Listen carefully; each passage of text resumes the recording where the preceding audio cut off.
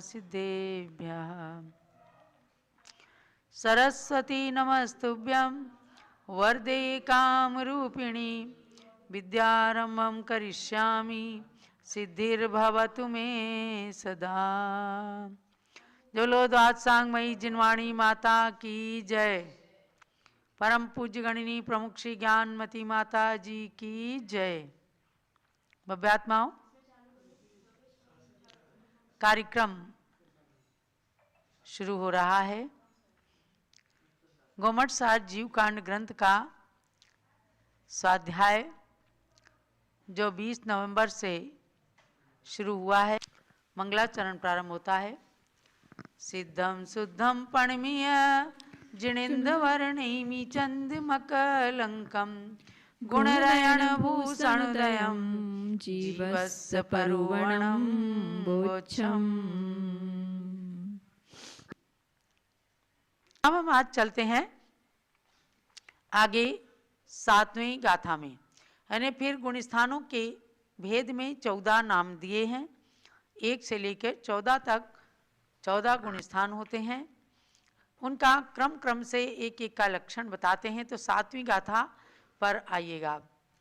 मिच्छोदयेन मिच्छत मिच्छोदयेन मिच्छत मसद्दाणं तु तच्च अत्थाणं मसद्दहणं तु तच्च अत्थाणम् एयन्तं विवरीयम् एयन्तं विवरीयम् विनयं संसयिदमन्नाणम् विनयं संसयिदमन्नाणम्। एक साथ गाथा सब लोग पढ़ेंगे। मिच्छोदयेन मिच्छत मसद्दाणं तु तच्च अत्थाणम् एयन्तं विवरीयं विनयं संसयिदमन्नाणम्।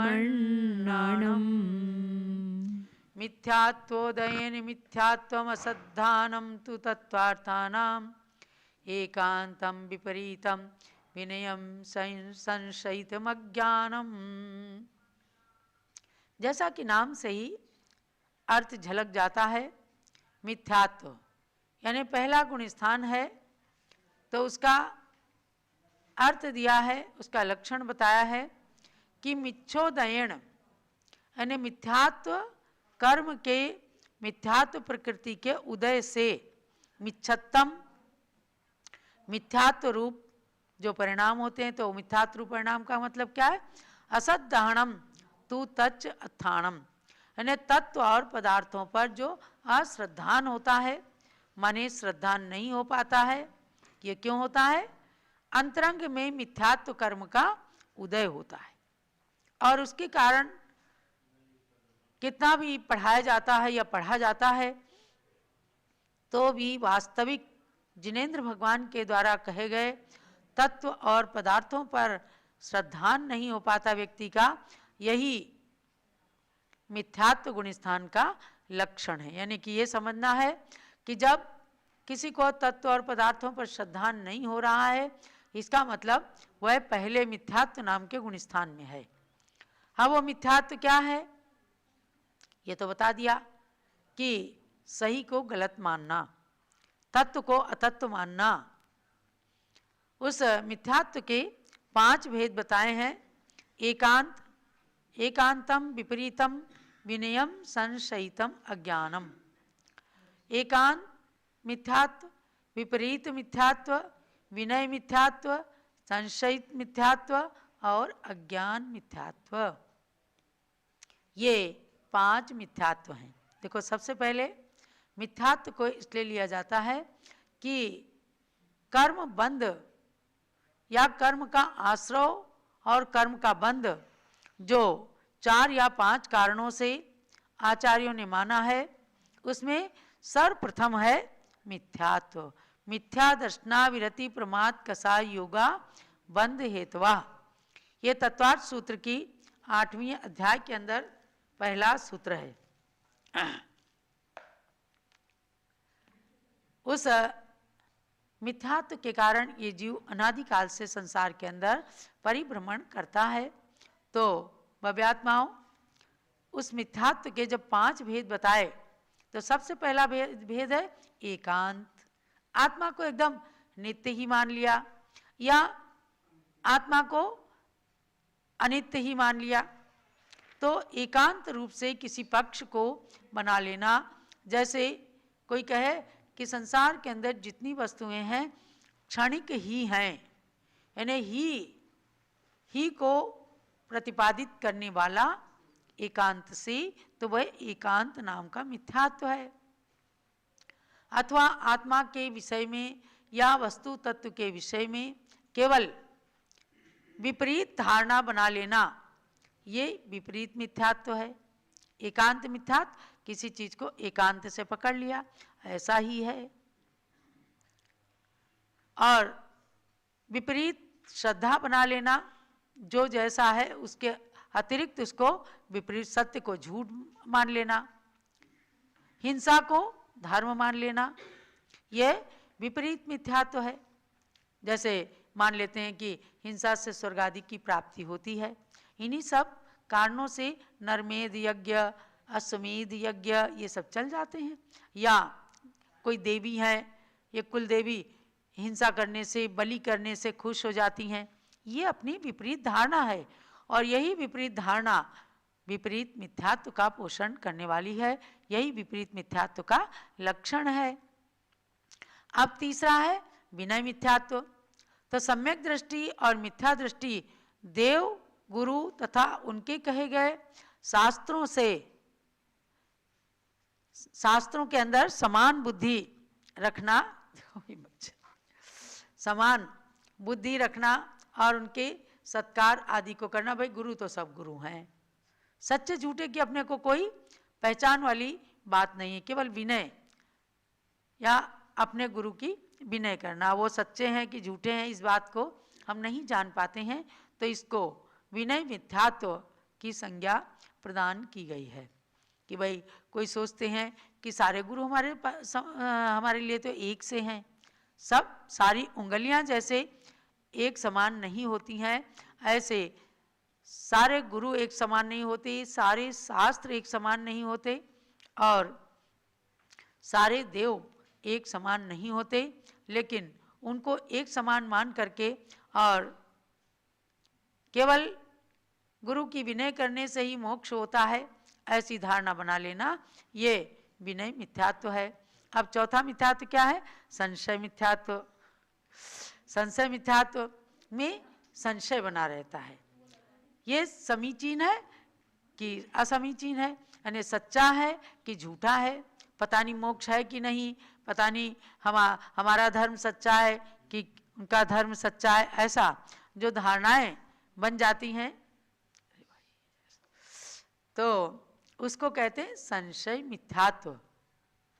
जैसे ही कोई सोचता है कि निर्ग्रंथ अवस्था से मोक्ष है या सग्रंथ अवस्था से भी मोक्ष है, ये कंफ्यूजन पैदा कर देता है, तो इसको मानना ये संशय मिथ्यात्व है। अब अंतिम मिथ्यात्व का नाम है अज्ञान मिथ्यात्व। अज्ञानी लोग जिस प्रकार से सच्चाई को न मान करके जीवादी पदार्थों को कह देते हैं यही है, इसी प्रकार से है, इस तरह से विशेष रूप से न समझने को अज्ञान मिथ्यात्व कहते हैं। अरे इस मिथ्यात्व के कारण ही भगवान महावीर के जीव ने मरीचि की पर्याय से लेकर के और महावीर बनने तक न जाने कितने भवों में परिभ्रमण किया है। और जब ये मिथ्यात्व छूटा, सम्यक दर्शन की ओर वे अग्रसर हुए, तब एक शेर की पर्याय से भी उन्होंने अपने जीवन का उत्थान प्रारंभ कर दिया।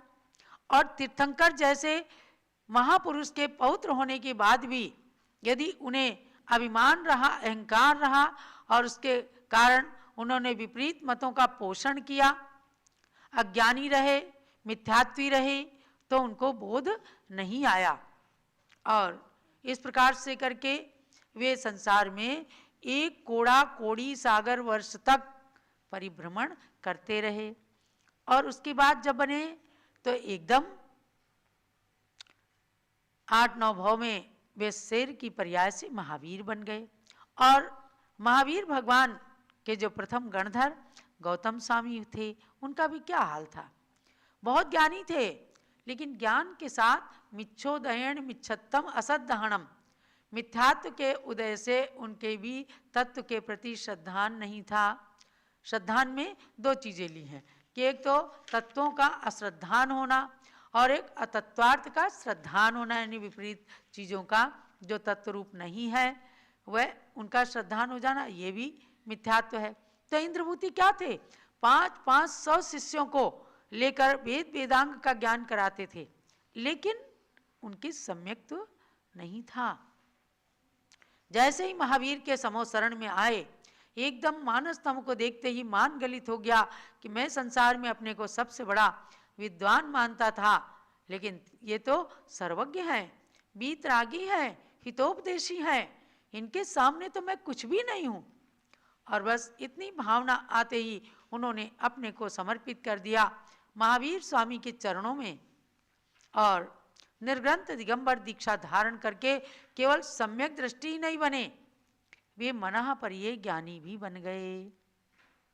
देखो उत्थान होता है तो कैसे उत्थान होता है कि एकदम ज्ञान तो उनके पास था ही, वह मिथ्यात्व सहित था, तो कुमति कुशुद्ध ज्ञान रूप से था, और जैसे ही सम्यक दर्शन हुआ तो सारा का सारा ज्ञान उनका सच्चा ज्ञान बन गया और पुनः उन्होंने ही उस मिथ्या मतों का तमाम चीजों का खंडन किया और इतनी योग्यता आ गई कि अंतर मुहूर्त के अंदर उन्होंने भगवान महावीर की दिव्य ध्वनि को द्वादशांग के रूप में निबद्ध कर दिया। तो भव्यात्माओं, मिथ्यात्व और सम्यक्त्व की ये परिणति है। जब तक जीव मिथ्यात्व में रहता है, यानी गलत श्रद्धान करता है, गलत स्वयं धारणा बना लेता है, गलती को स्वीकार नहीं कर पाता, अहंकार के वशीभूत रहता है, सच्चे गुरुओं की अवहेलना करता है, दूसरों के प्रति ईर्ष्या करता है, निंदा करता है सच्चे गुरुओं की, तो उनके समझो मिथ्यात्व है। यानी मिथ्यात्व का संबंध किससे है? निंदा चुगली आदि से। जो सम्यक दृष्टि है वो कभी पर की निंदा नहीं करेगा। इसलिए कहा है कि दोषवादी च मौनम, जहां दोषों का कथन चल रहा हो, जहां कहीं सच्चे लोगों की निंदा चल रही हो, उसमें मौन रहें या उसका निराकरण करें, उसका समाधान करें, तो आपको अच्छा माना जाएगा। तो भव्यात्माओं, आज मैंने आपको 14 गुण स्थानों के पश्चात इस 7वीं गाथा के माध्यम से प्रथम गुण स्थान, जिसका नाम है मिथ्यात्व, कल आपने 14वें गुण स्थान का एक चित्र देखा था।